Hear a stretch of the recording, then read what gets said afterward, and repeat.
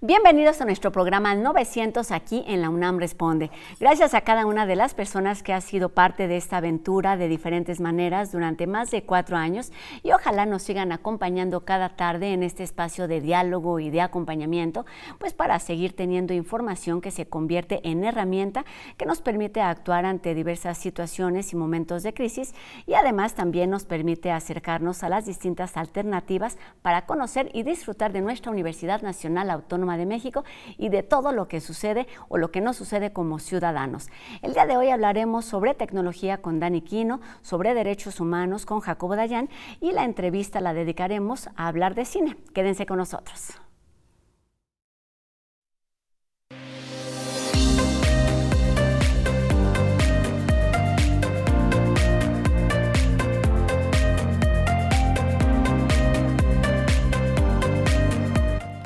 La voz o las voces de los jóvenes se escuchan, se sienten, nos hablan de lo que ellos sienten y también de lo que nosotros vivimos, de su forma de mirar y de entender el mundo, de enfrentarlo o incluso de huir de él, de lo que les preocupa y de lo que les ocupa. Monstruo es el nombre de la cinta que este 18 de abril llega a salas comerciales y también a pantallas de la UNAM.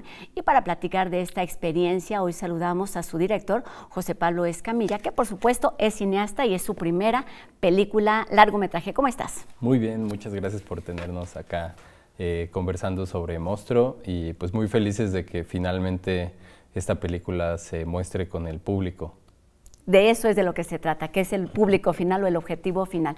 Vamos a hablar de ella porque además es una película independiente que tiene pues un proceso distinto y una realidad diferente. Pero comencemos justamente por la premisa. ¿Qué es lo que querías contar con esta película que además pues habla de temas sensibles, delicados?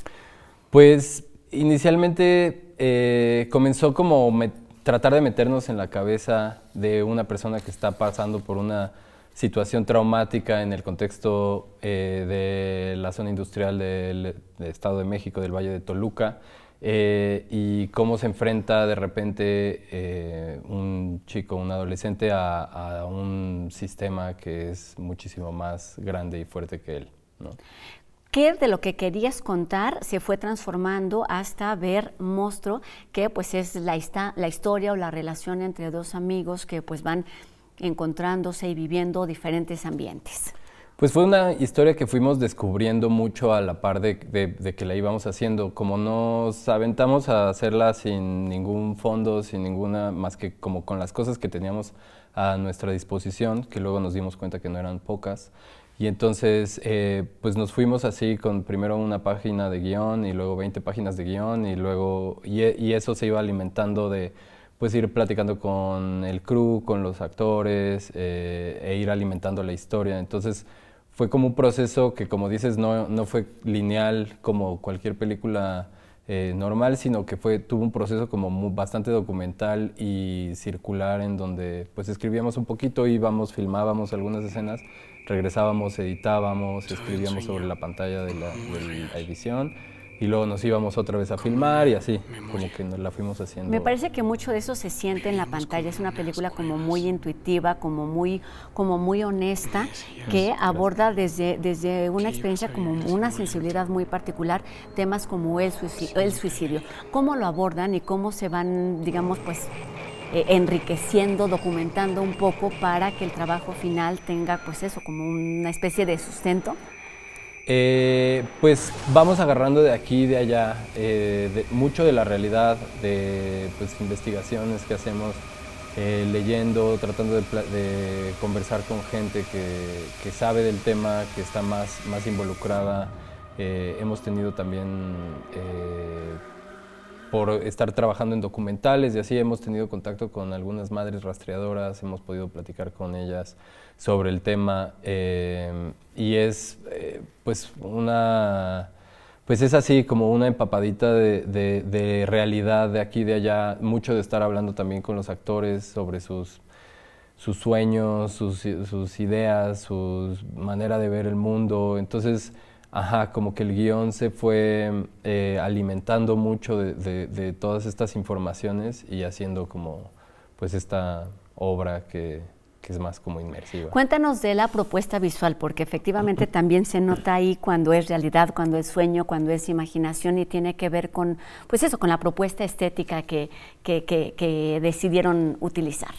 Claro, pues tiene mucho que ver también con la salud mental y con este estado de alerta, con este estado de incertidumbre, y quisimos ahondar mucho también pues en imágenes que apelaran al subconsciente, y cómo este subconsciente también a partir de este evento traumático se va pues destruyendo, se va evolucionando en imágenes como, si bien orgánicas, un poquito más agresivas, como que ya la propia mente del personaje empieza como a alucinar con monstruos y con estas cosas. Entonces, pues queríamos también apelar a ese lenguaje abstracto que también al espectador lo va a llevar como en una especie de meditación. ¿Quién? ¿Qué es Monstruo? Pues Monstruo es el mote que tienen estos dos personajes entre ellos como de manera cariñosa, así se llaman, pero pues también es una cosa muchísimo mayor a ellos, a sus realidades, a sus voluntades, y pues son muchas cosas, ¿no? Es como que una persona adolescente cuando se enfrenta a un sistema como en el que viven estos personajes, pues es un monstruo de 1000 cabezas, realmente no hay uno solo. Entonces también era parte de retratar en off, digamos, sin verlo a los ojos, este monstruo, pero tratando de ir detrás de él. Cuéntanos de los temas, porque hay también como muchos ahí retratados a partir de estas propuestas que tienen que ver, sí, con el suicidio, con las desapariciones, con la violencia, con la delincuencia, con las autoridades, pero parte de la forma en la que los jóvenes están viviendo esta realidad toda acelerada. Claro, y tiene que ver mucho con pues el género, que es pues como este género de despertar adolescente, de abrir los ojos ante una realidad.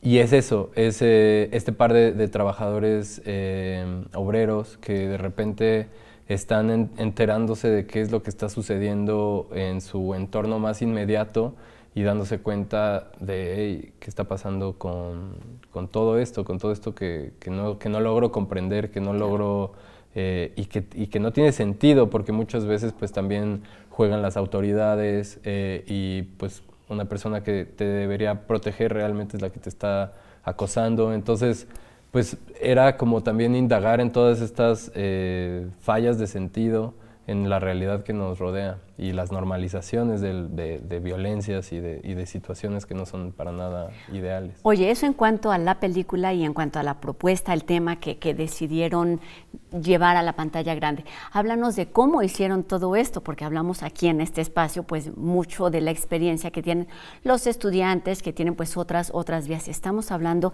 de Monstruo, que es una película independiente. ¿Qué significa esto y cómo se logra? Pues esta sí fue una película independiente, así de todos los ángulos en los que se pueda ver, porque realmente no había nadie detrás de nosotros más que nosotros mismos, y eso pues a veces es un arma de doble filo, ¿no? Porque con ventajas y desventajas. Ventajas y desventajas, uno se convierte en su propio amo y luego pues también en su propio tirano, y es muy loco como... Pero realmente esta película se desarrolló pues en el contexto del colectivo, pues tratando también si bien hay ciertas jerarquías que son ineludibles en el cine, tratar de renunciar un poco al poder que viene con cada posición y las reglas, y que muchas veces las entiendes porque tienen cierta razón de ser, pero pues como digo, quizás renunciar de repente a decir, yo tengo todas las respuestas y etcétera, sino como decir, bueno, tenemos esto que es una página, una idea. Es el punto de partida. Es el punto de partida y vamos a irla descubriendo todos juntos. Te referías al colectivo. Cuéntanos qué es el colectivo Colmena, cómo trabaja y cómo es que pues cobija y que a partir de él se lleva a cabo este largometraje. Pues el colectivo Colmena es realmente la reunión de amigues que de repente dijimos, pues vamos a... Pues tenemos todas estas necesidades y tenemos todas estas herramientas cada quien para echarnos la mano y como que cubrir las necesidades que uno no puede. Y entonces así empezamos hace 10 años, poco a poco como haciendo cortos y desarrollando también como una infraestructura que nos ha permitido mantenernos un poco más independientes en cuanto a pues, las cuestiones materiales que a veces son las más complicadas, ¿no? La tecnología, como todas esas cosas a lo largo del tiempo como que hemos desarrollado nuestro pequeño toolkit, herramienta, ¿cómo se llama? Herramientas Caja de de herramientas acá. Entonces, pues hemos como desarrollado también proyectos entre todos, o sea, es como una voluntad. Estamos en medio o en un momento en el que podemos estar como en los dos extremos. O todo mundo hace cine o nadie hace cine porque es un círculo o un circuito muy cerrado. ¿Cómo lo entiendes y cómo lo entiende este colectivo Colmena? Claro, y un poco porque nosotros también somos ajenos a la industria de cine, pues también un poquito tuvimos que desarrollar estas pues, herramientas en donde, bueno, pues vámonos nosotros a hacer nuestras cosas por nuestro lado, a la hora que queramos, como queramos, y bueno, luego ya hemos crecido y tenemos 3 largometrajes producidos que se van a estrenar este año. Entonces, este es el primero. Este es el primero de ellos, luego viene Todos los incendios y quizás estamos esperando resultados, pero hacia final de año Lumbre en sueño, que también es una película que así sucede y que llega a pantallas comerciales, que es para lo que fueron ellos hechos. Cuéntanos de esta otra etapa. La distribución siempre ha sido y sigue siendo un tema a resolver en la cinematografía mexicana.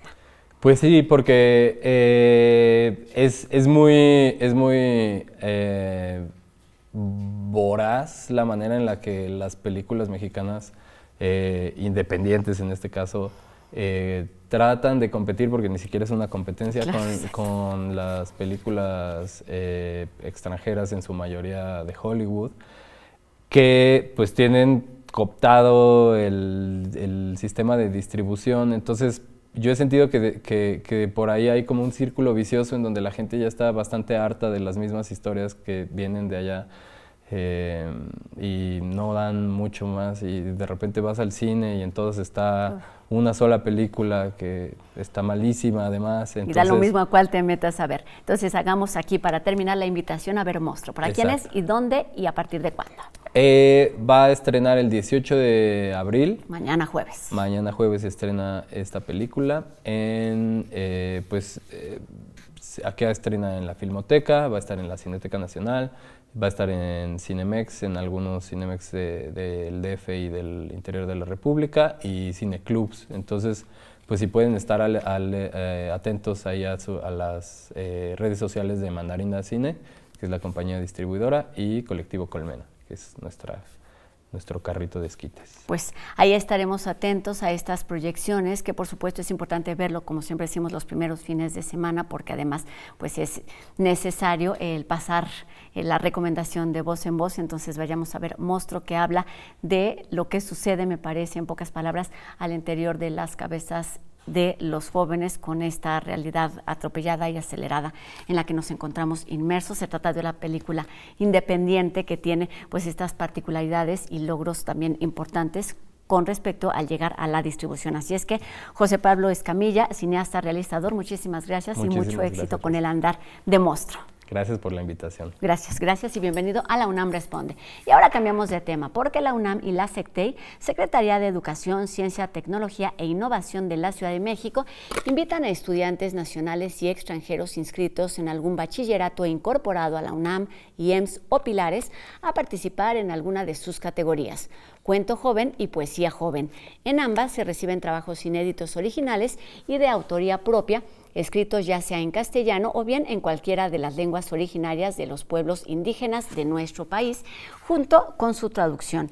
La convocatoria de cuentos cierra ya el 14 de junio y está dirigida a alumnos que no tengan más de 19 años, mientras que la de poesía, además de incorporar a estudiantes de licenciatura y posgrado, estará abierta hasta el 24 de mayo y pueden participar todos los interesados que no superen 30 años de edad. Los detalles y requisitos pueden consultarnos en la página que aparece en nuestra pantalla, libros.unam.mx. Dani Quino sigue explorando los alcances de la tecnología para apoyar a personas con alguna discapacidad o limitante. Hoy nos cuenta sobre aparatos que promueven la inclusión auditiva.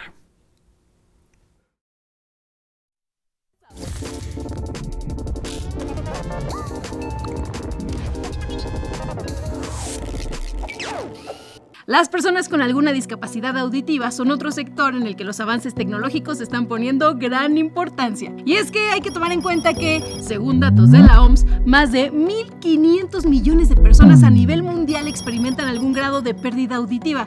Y de estas, se estima que 430 millones tienen pérdida auditiva de gravedad moderada o mayor en el oído con mejor audición. Existen servicios como S-Visual, enfocado en la interpretación en lengua de señas y creado por la Fundación CNSE.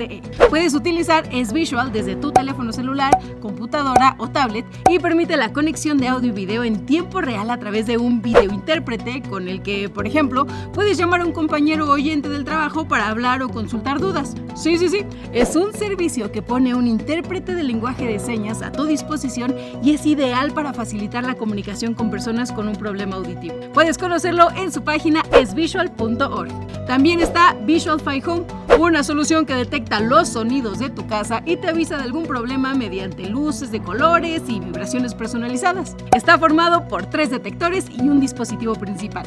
El usuario distribuye los receptores cerca de las fuentes de sonido y configura el sistema de manera muy sencilla desde la aplicación. Cuando se produce un sonido, Visualify Home te avisa con notificaciones visuales en su mismo sistema, en tu celular, en tu smartwatch o en cualquier dispositivo conectado que tú hayas elegido. La realidad virtual y la realidad aumentada también están haciendo lo suyo para ayudar a las personas con problemas auditivos.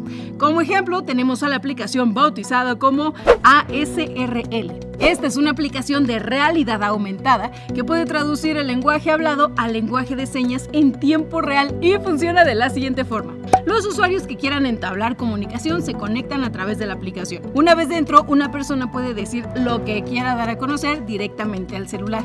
La otra persona, que en este caso sería quien tiene una discapacidad auditiva, debe entonces apuntar con la cámara de su celular a la persona que habló y de manera inmediata verá un cuerpo dibujado bajo la cabeza de esta, mismo que mostrará lo que la persona dijo, pero en lenguaje de señas. Por otro lado está Harvey, tecnología creada para la rehabilitación auditiva que consiste en unas gafas de realidad virtual con las que se pueden recrear entornos cotidianos diferentes como una cocina, un centro comercial, un parque o la terraza de un restaurante, por ejemplo. Es decir, paisajes sonoros que muchas veces son una gran barrera para las personas con dificultades auditivas. De esta forma, el usuario puede moverse por el entorno virtual con una visión de 360 grados, mientras los especialistas controlan el volumen de las diferentes fuentes de ruido de dicha escena para enseñarle a diferenciar y comprender a la voz humana en distintos contextos. Y ahora nos vamos al Centro Cultural Universitario Tlatelolco para escuchar a Jacobo Dayan, quien esta tarde reflexiona sobre la escalada de violencia en México, que incluye drones y bombas químicas por parte de la delincuencia organizada.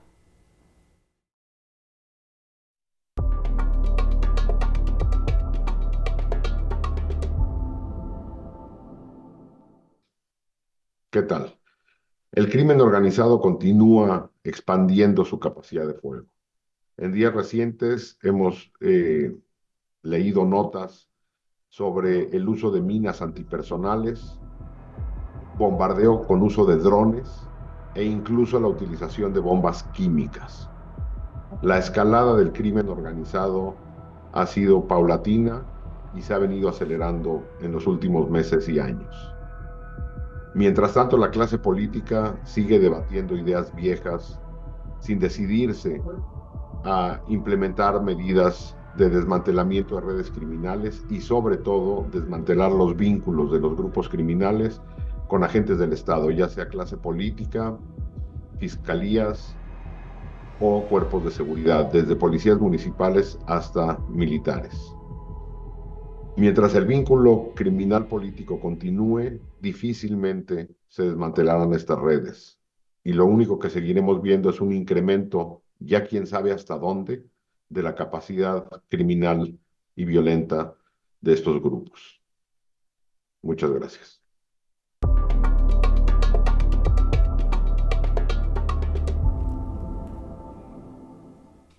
Como resultado de la colaboración entre TV UNAM y la Dirección de Literatura, esta tarde nos acercaremos al proceso creativo de uno de los ganadores en la categoría de cuento de la revista Punto de Partida, que ha sido semillero de plumas importantísimas en nuestro país.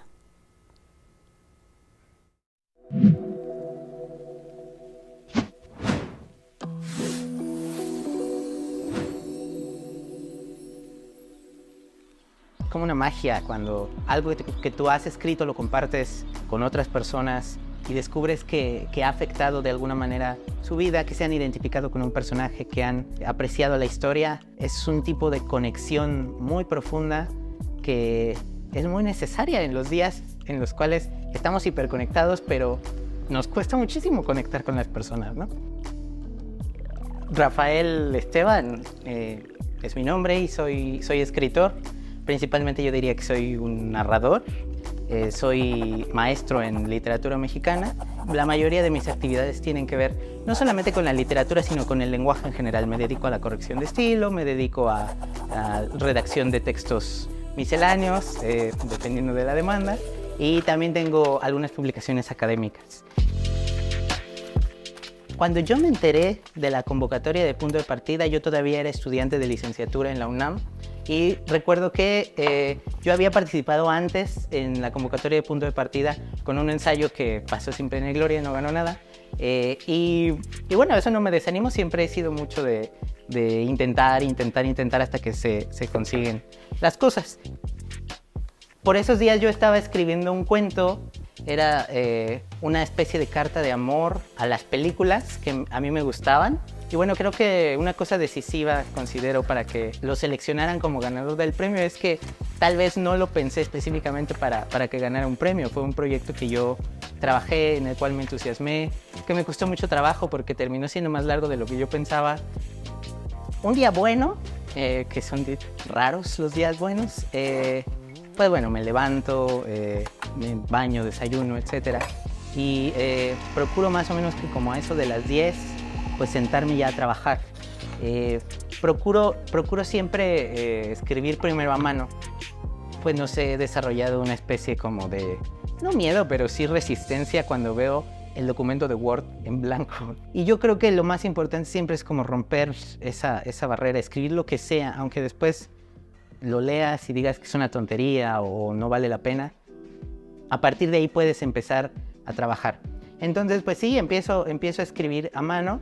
Llega un momento en el cual lo interrumpo y entonces pues lo que hago es justamente eso, cambio de espacios.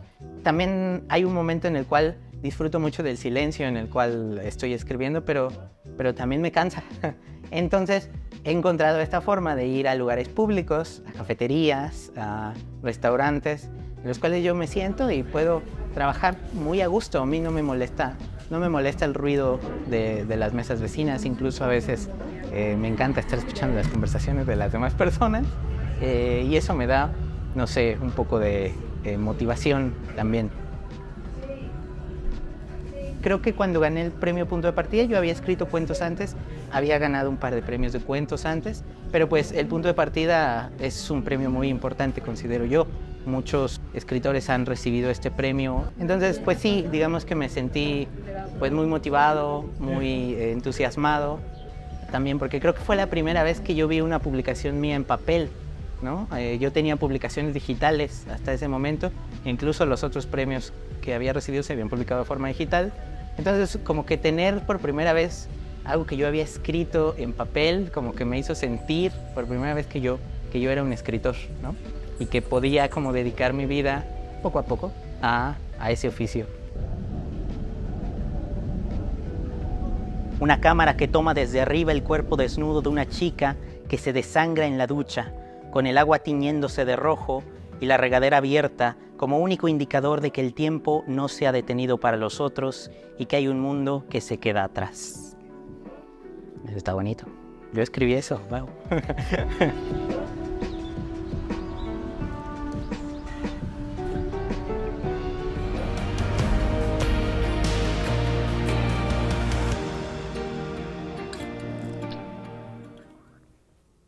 Larga vida a Punto de Partida y a todas las nuevas generaciones que se van integrando a esta revista universitaria. Con esto terminamos nuestro programa de hoy y agradecemos por supuesto a Ricardo Iturbe su participación en la interpretación de lengua de señas mexicana que nos permite llegar a un público más amplio.